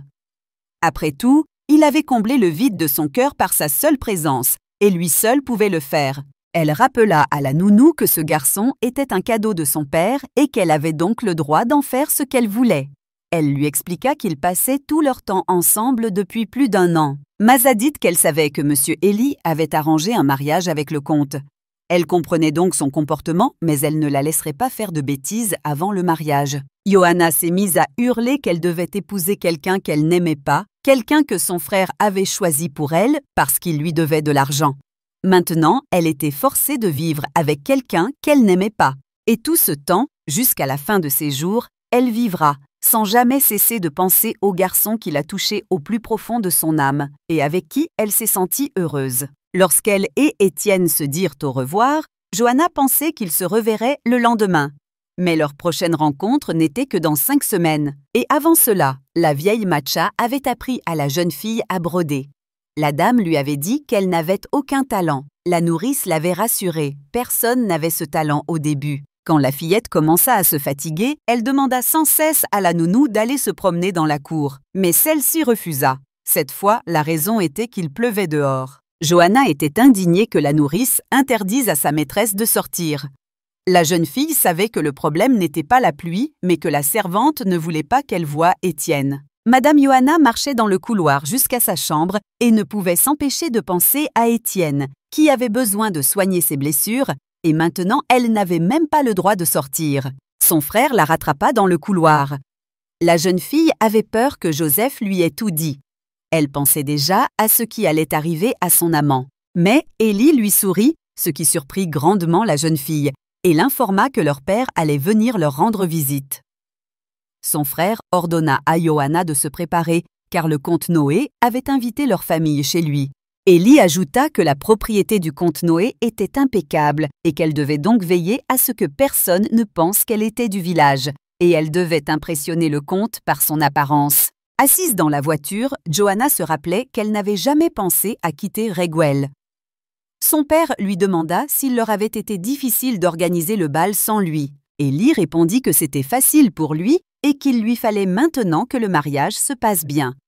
Son père raconta qu'il avait entendu dire que le comte Noé était issu d'une famille riche. L'homme répondit qu'il avait un immense respect pour Pierre Noah. Il ajouta que c'était un homme séduisant, digne et doté d'un grand savoir. Il était donc idéal comme marié. Le frère demanda à Johanna si elle était heureuse qu'il lui ait trouvé un tel époux. La jeune fille sourit à son frère, mais pensa « Alors tu devrais l'épouser toi-même. » Et si? Midi. Le comte Twain a déclaré qu'il n'aurait jamais pensé qu'un homme riche comme le comte Noah deviendrait membre de leur famille et a regardé sa fille droit dans les yeux. Johanna fut surprise car c'était la première fois que son père la regardait dans les yeux aussi longtemps. Il pensa à quel point elle ressemblait à sa défunte mère. Lorsque la jeune fille vit le domaine du comte Noé, elle n'imagina pas le temps et l'argent qu'il avait fallu pour le construire. Le vieux Massa n'avait jamais rien vu de tel auparavant. Le comte Pierre Noah souhaita la bienvenue aux invités et les remercia d'être venus jusqu'ici. Le comte Twain serra la main de son hôte et le remercia de son invitation. Pierre s'approcha de Johanna et lui dit qu'il était heureux de la voir ici, ajoutant que cela faisait une semaine depuis le bal. La jeune fille le remercia, mais elle-même ne parvenait pas à s'habituer à cette situation. Une belle femme d'âge mûr s'approcha d'eux, salua les invités et les invita à entrer dans le manoir. C'était Marilyn Bell, la tante de Pierre, elle-même originaire de l'Empire Urzek. Pierre a dit que sa tante a déménagé ici, à Caspian, après la mort de ses parents, alors qu'il était encore très jeune, et l'a élevé comme son propre enfant. Élie fut surpris qu'elle soit la tante de Pierre et dit qu'elle était si jeune et si belle qu'il pensait l'avoir prise pour la sœur du comte. Mais la femme comprit qu'Élie la flattait. Marilyn demanda au comte Twain s'il était vrai qu'il possédait sa propre entreprise dans la capitale. Le comte répondit que oui, et que le temps était donc la seule chose dont il disposait en abondance. La femme a répondu qu'en tant que native d'Urzek, elle n'avait aucune idée de ce que c'était que de gérer sa propre entreprise, car les habitants d'ici sont très différents de ses concitoyens. Elle ajouta que toute l'aristocratie locale, comme le comte Eugène et Pierre, cherchait désespérément à s'enrichir. Le comte répondit qu'il comprenait son inquiétude. Après tout, le commerce n'est guère une profession raffinée. Mais pour une personne sans éducation et dénuée de tout talent, il est absolument impossible de pénétrer dans le monde noble de l'aristocratie. Le comte Twain ajouta qu'il était de leur devoir de tendre la main à une telle personne. Marilyn le félicita pour son discours. La femme pensait que ce comte n'était pas le meilleur, mais il avait néanmoins une certaine réputation. Puisque l'initiative leur appartenait, il ne serait pas difficile de s'en occuper, d'autant plus qu'il ne se mariait pas pour la richesse et la gloire. La jeune fille semblait simple, mais obéissante, et c'était important. C'était aussi un avantage d'avoir 10 ans de moins que Pierre. La tante décida qu'il suffirait qu'elle lui donne des fils, rien de plus. Le comte Pierre demanda la permission d'aller se promener seul avec Madame Johanna.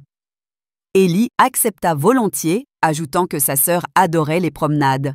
La fille ne voulait pas partir, et son frère lui murmura à l'oreille qu'il n'y avait rien de plus attirant qu'une femme hostile, elle devait donc être plus agressive avec lui. En partant, Pierre regarda Johanna et la trouva plutôt drôle. Il n'arrivait pas à croire qu'elle était la sœur de ce narcissique Élie. Pierre fut surpris qu'un tel trésor soit caché au fin fond du village. Après tout, cette fille était bien meilleure que les jeunes filles frivoles et gâtées de Highbell. Le comte Noé demanda à Dame Jeanne si son domaine lui plaisait. La jeune fille répondit qu'il était magnifique et avoua même qu'elle l'enviait d'y vivre. Et l'homme répondit que sa jalousie était totalement inutile, car son élu obtiendrait tout ce qu'elle désirait. Pierre serra Madame Johanna dans ses bras et lui dit que tout lui appartiendrait bientôt. La famille du comte Noé n'a pas toujours été aussi riche. Grâce à une série d'erreurs commises par leurs ancêtres, sa famille a miraculeusement réussi à conserver Highbell et à sauver la face. Les vêtements et le linge qu'ils utilisaient étaient depuis longtemps décolorés, et les vieux meubles étaient devenus inutilisables. Le très jeune Pierre prit la relève à la tête de la famille après la mort de ses parents. Il acceptait tout ce qui pouvait lui rapporter de l'argent, donc la question de moralité ne le préoccupait pas du tout. Pierre était content de pouvoir être beau et de pouvoir porter des vêtements coûteux. Un jour, il vit un très jeune Étienne demander à deux hommes de lui rendre son argent. Ils répondirent en riant qu'ils l'avaient déjà tout dépensé. Le jeune comte décida alors qu'il ne devait plus y avoir de pauvreté ni de mendicité dans les rues de sa ville. Et avec le temps, il n'y eut plus aucun mendiant. Pierre considérait Johanna comme une jeune fille d'une dignité sans faille, une jeune fille qui n'avait jamais été touchée auparavant. Il était convaincu qu'elle était celle qui lui convenait vraiment. Johanna était allongée dans son lit et observait la pièce. Elle savait que ce n'était qu'une chambre d'amis, mais elle avait l'air bien plus belle que sa propre chambre à Raguel. La jeune fille se souvint des paroles de Pierre selon lesquelles tout lui appartiendrait bientôt et se demanda si elle l'épouserait vraiment. Soudain, Étienne apparut devant elle. L'homme lui demanda si elle l'avait oublié, si tous ses ornements avaient obscurci sa vision. Il lui rappela qu'elle ne pourrait pas survivre sans lui, mais il ajouta que c'était sa faute si elle était tombée amoureuse d'un esclave sans valeur et n'avait pas pu le quitter. Johanna savait que ce n'était que son imagination, mais la fille répondit que sa famille ne l'écouterait pas. Le garçon s'allongea à côté d'elle et lui dit qu'il était de sa famille et qu'elle devait le comprendre. Au matin, Johanna apprit que tout le monde l'avait laissée seule et était retournée à Raguel. La jeune fille demanda à Massa pourquoi elle n'avait pas été réveillée. La vieille fille répondit qu'on lui avait dit que la dame aimait tellement l'endroit qu'elle ne voulait plus rester. Mais Johanna était indignée de ne pas l'avoir dit. Le comte Pierre dit à Élie que beaucoup de gens au bal avaient les yeux rivés sur sa sœur. Donc, il se sentirait plus à l'aise si elle était là, car il se marierait bientôt de toute façon. Élie dit à son ami que c'était une sage décision et lui demanda de prendre soin de sa sœur. Il ajouta qu'il serait préférable que Johanna s'habitue à Highbell au plus vite. Johanna n'arrivait pas à croire que son père et son frère l'avaient laissée ici. Soudain, Marilyn Bell frappa à sa porte et, entrant, dit à la jeune fille de se préparer pour une promenade avec elle. La jeune fille comprit qu'ils avaient tout planifié depuis le début. Le comte Twain demanda à son esclave de lui servir du vin, ajoutant qu'il était fatigué après ce voyage de 2 jours. Étienne, versant le vin, dit qu'il avait remarqué que Madame Johanna n'était pas revenue avec lui. Le comte répondit qu'Élie lui avait suggéré de rester là encore un peu. L'homme a admis se sentir coupable envers sa fille de s'être éloigné d'elle. Mais c'est parce qu'en la regardant, il se souvient de sa défunte épouse. Il ajouta qu'il lui était difficile de lui sourire. Le comte était heureux qu'un si bel époux ait été trouvé pour Johanna, car il souhaitait aider sa fille à fonder sa propre famille. Étienne prit son courage à 2 mains et dit au comte que dans ce cas, il ne pensait pas que ce soit une bonne décision de la marier à cet homme. Le comte Twain observa attentivement l'esclave et lui demanda s'il comprenait ce qu'il disait. Le garçon s'excusa, ajoutant que le maître devait le savoir. Tout d'abord, le comte Noé gagne sa vie grâce à la contrebande. Il fait le commerce de toutes sortes de choses, de la drogue aux êtres humains. Le jeune homme ajoute qu'il ne connaît pas tous les détails. Le comte répondit au garçon qu'il serait très difficile pour un tel homme de faire confiance à sa fille unique. Le maître demanda à l'esclave comment il savait tout cela. Étienne montra au comte la marque sur sa main et dit qu'il était beaucoup plus facile pour une personne dans sa position d'obtenir des informations que pour d'autres. Le garçon s'agenouilla devant le comte et lui dit qu'il le respectait profondément et lui était reconnaissant de lui avoir sauvé la vie et de l'avoir accueilli. Rab a ajouté que l'affaire du comte Noah n'a pas encore atteint le tribunal, mais que c'est une question de temps. Il s'inquiète donc de la réputation de la famille d'Eugène qui pourrait être ternie par ce mariage. Pendant un instant, Étienne crut que le comte était perdu dans ses pensées. Mais il le traita de garçon grossier et lui versa du vin sur la tête, ajoutant qu'il devait se tenir à l'écart des affaires de famille. Le comte déclara qu'aujourd'hui, il fermerait les yeux sur son comportement et lui ordonna de partir. Le garçon remercia le Seigneur d'avoir vu son impolitesse. Élie marchait dans le couloir, pensant qu'il avait fait tant d'efforts pour soutirer plus d'argent du mariage de Johanna que cet idiot dont Pierre était tombé amoureux lui-même. Le jeune homme était sûr que sa sœur avait désormais les yeux écarquillés devant la beauté et le luxe du comte Noé. Après tout, elle n'avait jamais rien vu d'autre de sa vie que ce village isolé. Il pensa qu'il serait bien qu'elle reste là jusqu'au mariage. Soudain, il vit une esclave sortir du bureau du comte Twain. Élie fut surpris de voir à quel point le garçon avait grandi depuis. Il demanda ce que l'esclave faisait sur le domaine de son père. Le garçon répondit qu'il avait apporté du vin au comte. Le jeune homme ne comprenait pas pourquoi son père l'avait demandé et pas les autres serviteurs. Élie se demandait ce qui attirait tant son père chez cet esclave. Quand Élie regarda la chemise déboutonnée du garçon, couverte de vin, il dit que son père n'avait pas dû aimer son vin. Élie avait toujours été un homme capable de voir les choses objectivement. Il savait qu'il pouvait faire d'un garçon aux traits aussi raffinés son esclave personnel. Alors même lui pourrait démontrer sa puissance à l'aristocratie locale. Mais c'était précisément ce qui le rendait fou chez ce type, son attitude posée, son regard incompréhensible et son regard pénétrant. 2 servantes aperçurent le garçon dans la cuisine et lui demandèrent ce qu'il faisait là. Il répondit qu'il voulait préparer du thé pour le comte. Les filles, ravies d'avoir une tâche en moins, le laissèrent faire. Étienne regarda ses mains. Il se dit que sa vie n'avait plus de sens et il se demanda ce qui arriverait si John ne revenait pas. Il souhaitait vraiment qu'elle reste à la tête de cette famille. Ils pourraient alors vivre ensemble à Raguel jusqu'à leur mort, s'aimant. Étienne décida qu'il ferait cela pour elle. Au thé, Marilyn Bell dit à Johanna qu'elle était une fille modeste et réservée, et Johanna la remercia. Tante Pierre suggéra qu'il se marie le jour de ses 18 ans, mais elle ajouta qu'il fallait donner naissance à des enfants quand on est jeune. Johanna ne savait pas quoi dire. Marilyn dit à la fillette qu'elle avait de très beaux yeux bleus. La fillette ne s'attendait pas à ce qu'elle allait dire ensuite. Que les enfants auraient ses yeux bleus, mais qu'avec des cheveux bruns, ils auraient l'air trop ordinaires. Il faudrait donc un garçon blond aux yeux bleus. Marilyn a dit qu'Johanna était forte et en bonne santé, donc elle n'aurait aucun problème à donner naissance à 10 garçons. Johanna alla réveiller Étienne, qui dormait sur le foin. Il lui demanda ce qu'elle faisait ici si tard. La jeune fille répondit qu'elle avait fait un mauvais rêve. Elle demanda la permission de s'allonger à côté de lui et lui raconta qu'elle avait rêvé que son frère la vendait à un comte douteux. Étienne rassura la jeune fille.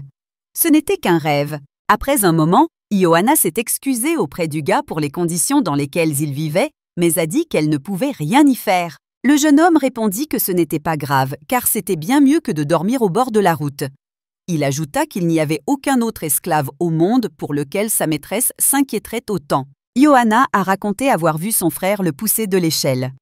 L'homme a répondu que c'était un détail et lui a demandé de s'endormir sans réfléchir, en lui disant qu'il la protégerait. La boue l'entourait, et à côté d'elle se trouvait le corps chaud d'Étienne et sa respiration laborieuse. C'était un souvenir important pour elle, et maintenant elle se réveillait seule dans une grande pièce. 2 semaines s'étaient écoulées depuis l'arrivée de Johanna à Highbell.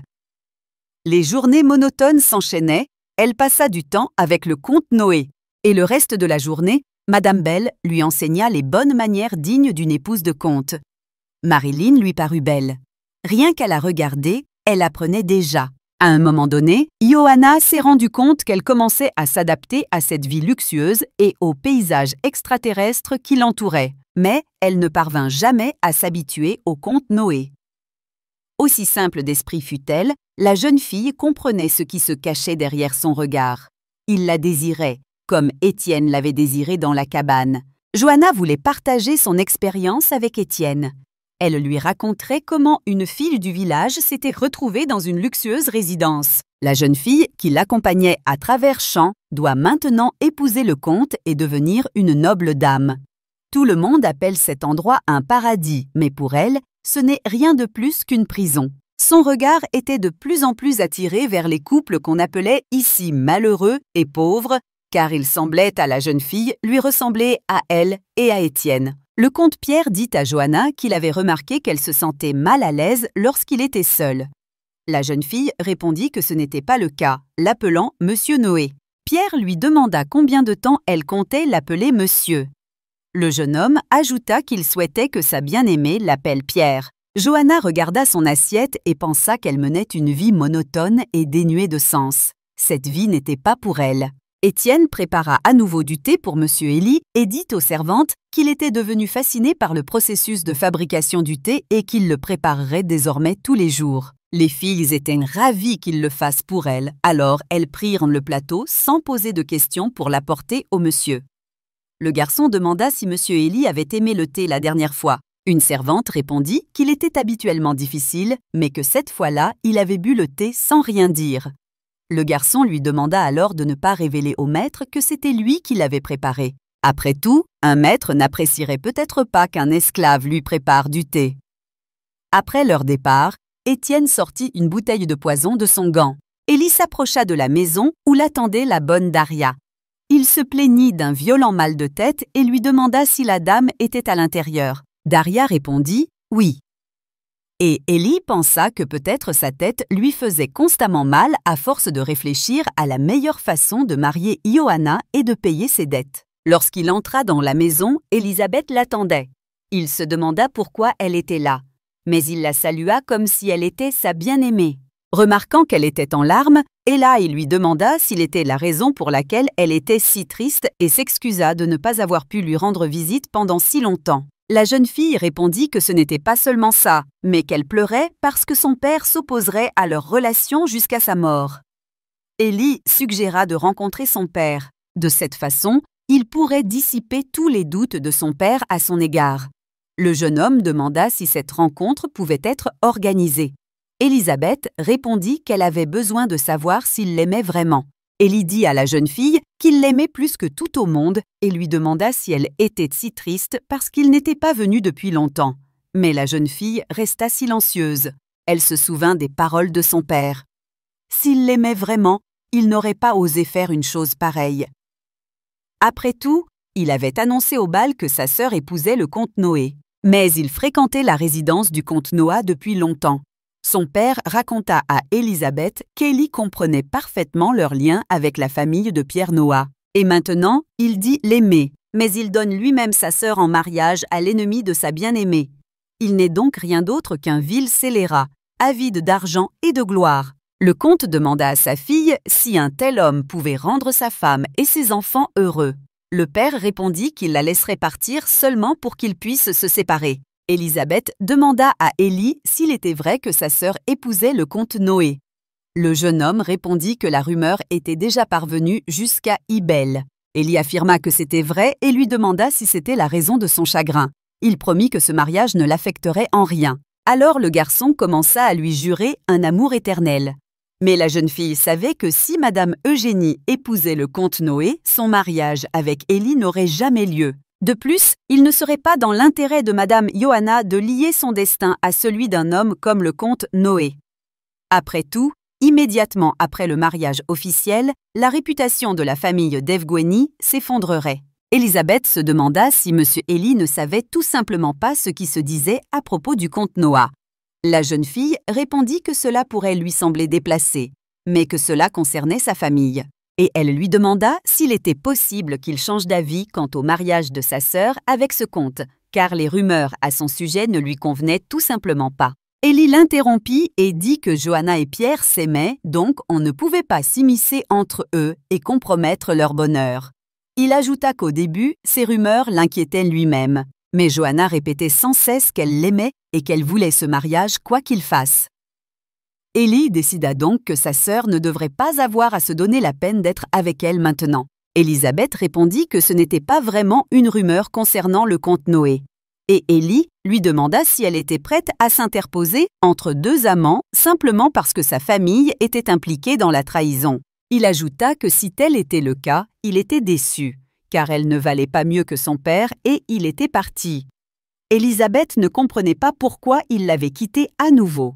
Élie cria à la servante qu'elle avait échoué à dissiper tous les doutes d'Élisabeth à son égard. Daria répondit que tout allait bien pour elle, mais qu'elle ne pouvait influencer le marquis. Elle a raconté comment la dame a essayé de persuader son père de le rencontrer, mais cette conversation n'a fait qu'augmenter la durée de son assignation à résidence. Ellie envisagea d'en chercher un autre, mais toutes les jeunes filles de bonne famille étaient déjà prises. Il devait vaincre Pierre Noah au plus vite, par tous les moyens. Ellie sourit et dit à Daria que peu importe à quel point le marquis de Marie était têtu, il ne pourrait pas ignorer l'enfant de sa fille unique et bien-aimée. Quelques jours plus tard, Élisabeth voyageait en calèche avec sa servante. La jeune fille fut surprise qu'Ellie l'ait invitée à Raguel après l'avoir offensée. La servante dit que le vicomte était très désolé pour ce jour-là et qu'il l'invita donc à s'excuser. Élisabeth, quant à elle, craignait de rencontrer le comte et Jeanne. Il faisait déjà nuit lorsqu'ils arrivèrent à la maison abandonnée du village. La jeune fille comprit que ce n'était pas la résidence du comte, mais elle descendit de voiture et se dirigea vers la porte. Dès que la porte s'ouvrit, Ellie saisit la fille par la main et l'entraîna à sa suite. Il ordonna à Daria de laisser partir le cocher et d'attendre dehors qu'il ait terminé. Ellie jeta la fille sur le lit et la déshabilla. Elle ne comprenait pas ce qui se passait ni où ils étaient. Le jeune homme lui dit que c'était désormais sa nouvelle maison. Cela lui faisait très mal et Élisabeth hurlait. Daria, qui se tenait devant la porte, pensa que la fille aurait pu rester allongée là, silencieuse, et que tout serait vite terminé. Ellie demanda à la jeune fille si elle le voulait. Élisabeth répondit qu'elle voulait qu'il se marie avec la bénédiction de son père. Le garçon raconta qu'elle le suppliait de l'embrasser depuis le début de leur relation. Et maintenant, tous les saints avaient assisté à leur mariage. Ainsi, après leur rapprochement, à partir de ce jour, elle s'appelait Élisabeth Eugenia, et non Desmarie. Après cet incident, la jeune fille devint très renfermée et cessa de parler. Le soir, la vieille Massa demanda à Madame Johanna ce qui la préoccupait tant. Après tout, ils étaient là depuis plus d'un mois, et elle soupirait sans cesse et souriait à peine. La jeune fille répondit qu'elle ne voulait toujours pas épouser le comte Noé. Johanna décida de lui faire part de son désir de retourner à Raguel le lendemain matin. Massa demanda si elle accepterait d'échanger ce luxe contre une vie d'esclave au village. La vieille femme répondit que c'était le diable en personne, sous la forme d'un oiseau de l'enfer, qui lui jouait des tours. Johanna a dit qu'ici, chaque jour, elle réfléchissait à la façon dont elle voulait vivre. C'est pourquoi elle a compris qu'elle n'était pas prête à passer sa vie là où chacun de ses pas était contrôlé. Et cette longue séparation d'avec Étienne n'avait fait que renforcer son amour pour lui. Elle se souvenait comme son visage indifférent rougissait en la voyant. Elle aimait aussi la façon dont il lui offrait des roses à chaque occasion, même si elle se souvenait qu'elle les avait aimées autrefois, il y a longtemps. Elle aimait la façon dont il l'embrassait. Elle aimait le poids de son corps. Elle aimait ses yeux rouges comme des rubis. C'est peut-être pour cela qu'elle est tombée amoureuse du diable en personne. La vieille Massa hurla que la défunte aurait pleuré si elle avait vu tout cela. Après tout, la servante lui avait promis de prendre soin de l'enfant comme si c'était le sien. Massa a déclaré qu'elle faisait de son mieux pour lui assurer une vie heureuse et digne. Johanna a répondu qu'elle choisissait elle-même sa façon de vivre. La nounou a dit à la jeune fille qu'elle regretterait plus tard son choix. Elle a ajouté qu'elle ne la comprenait pas, car tout le monde rêve d'une vie aussi luxueuse. La fille répondit alors « Pourquoi vivre si tu ne peux pas faire quelque chose par peur de le regretter un jour ?» Johanna ajouta qu'elle se fichait de ce que les gens disaient d'elle. Alors, dès leur retour à Raguel, elle s'enfuirait avec Étienne vers un endroit où ils ne seraient pas retrouvés. Et ils construiront une petite maison et y vivront une vie simple et libre. Auparavant, la jeune fille n'exprimait pas ses désirs à voix haute. Elle avait toujours vécu selon les plans d'autrui. Johanna Eugenia, la noble et malheureuse fille du comte Eugenia, qui perdit sa mère immédiatement après sa naissance. Fermant les yeux, Massa se souvenait encore de ce jour. À la naissance d'Johanna, un blizzard s'abattait par la fenêtre. La dame disait adieu à la vie et lui demandait de prendre soin de l'enfant comme si c'était le sien. Après la mort de sa femme, le comte se renferma sur lui-même et Ellie, très en colère, battait souvent sa sœur sans raison. Malgré cela, la jeune fille devint une bonne personne. Massa regarda cette douce enfant et crut qu'un jour, elle recevrait les soins et l'affection qu'elle avait toujours méritée. Et c'est ce qui arriva, mais c'était Étienne. Il lui prodiguait ses soins et elle l'aimait en retour. Mais le monde entier était contre leur relation. Johanna fut surprise de voir le serviteur de Joseph au domaine du comte Noé. Il rapporta que le comte Eugénie avait ordonné que sa fille soit emmenée à Reguel. Pierre dit qu'il était vraiment désolé, car il aurait aimé rester plus longtemps avec elle, mais si son père le voulait ainsi, alors nous devions partir. Et il se demandait pourquoi si soudainement. La jeune fille était heureuse que les choses se soient passées ainsi, car elle ne savait pas comment engager la conversation sur son retour à la maison. Massa dit que le comte avait dû manquer sa fille. John fut surpris de trouver Massa à ses côtés. Soudain, Pierre sortit une alliance de sa poche, la passa au doigt de la jeune fille et lui baisa la main pour lui dire au revoir. Il ajouta que son alliance serait bien plus belle que cette bague de fiançailles hors de prix. La jeune fille ne dit rien et se dirigea vers la voiture qui était arrivée pour la récupérer. Assise dans la voiture, Johanna demanda à Massa pourquoi elle avait changé d'avis. La nounou répondit qu'elle serait toujours à ses côtés pour que rien n'arrive. Dès leur arrivée au domaine de Gênes, Johanna aperçut Étienne et courut vers lui. La nounou les regarda s'embrasser. Massa se souvint de ce qu'elle avait vu la nuit dans la propriété du comte Noah. De retour dans la chambre de la dame, elle vit Pierre essayer de lui injecter quelque chose avec une seringue. Elle lui demanda ce qu'il faisait dans la chambre de Madame Johanna et il répondit qu'il était simplement venu rendre visite à sa bien-aimée. Le comte ajouta que la jeune fille avait de la chance d'avoir une assistante aussi fidèle qu'elle. Johanna s'est excusée auprès d'Étienne de l'avoir laissée seule si longtemps. Elle a avoué qu'elle pensait à lui tous les jours. Étienne répondit que, de la même manière, ses pensées à son égard l'avaient aidé à surmonter cette séparation. La jeune fille ajouta qu'elle regardait par la fenêtre dans la direction où il se trouvait. Johanna avoua au garçon qu'elle l'aimait, même s'il était un véritable oiseau de l'enfer. Mais, loin de lui, elle rêvait de son baiser. La jeune fille serra Étienne dans ses bras et lui dit qu'elle ne pouvait pas aller à l'encontre de ses sentiments et épouser le comte Noé. Le jeune homme lui demanda si elle comprenait ce à quoi elle renonçait.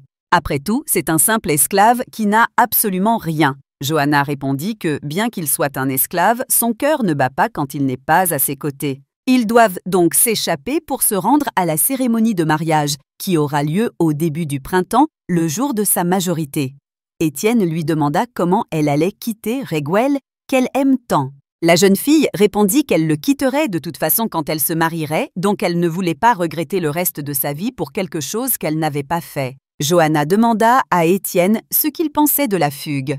Le garçon comprit combien il serait difficile de quitter sa maison et de s'enfuir vers un endroit inconnu, et combien ce serait difficile pour eux au début. Il voulait vraiment tout lui dire, mais il ne savait pas comment elle réagirait.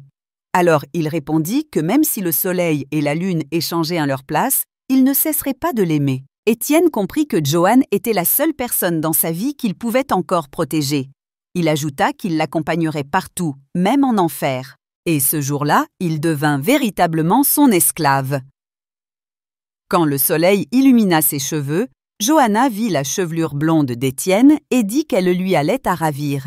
Le jeune homme annonça à Johanna qu'il était temps pour elle de rentrer à la résidence, car elle devait encore dire au revoir au comte. Johanna demanda pourquoi son père l'avait convoquée. Étienne répondit que tout allait bien et qu'elle n'avait pas à s'inquiéter. Le comte Twain était furieux qu'Eli lui ait menti sur les manières et la réputation du comte Noah. Lorsqu'ils entrèrent dans le bureau du comte, Johanna libéra son esclave. Le père félicita sa fille d'avoir sympathisé avec un homme de rang inférieur. La jeune fille répondit que c'était lui qui lui avait appris à prendre soin des plus démunis. Son père confirma ses dires. Il a également ajouté qu'il fallait pardonner leurs concessions qu'ils font en raison de leur étroitesse d'esprit. Mais il est du devoir des riches de faire preuve de miséricorde et de générosité envers les pauvres. Le comte dit qu'il serait bon que son frère l'écoute comme elle. Johanna demanda à son père pourquoi il l'avait enlevé du domaine du comte Noé. Le comte Twain répondit à sa fille que c'était sa maison, et que peu importe à quel point le domaine du comte Noah était agréable, il n'était pas bon pour une fille célibataire de passer autant de temps sous le toit de quelqu'un d'autre. Johanna était heureuse et avoua qu'elle le pensait aussi et rêvait de rentrer chez elle. Son père raconta qu'Eli avait dit qu'elle y était heureuse. La jeune fille ne savait que répondre car si elle disait la vérité, elle trahirait le mensonge de son frère.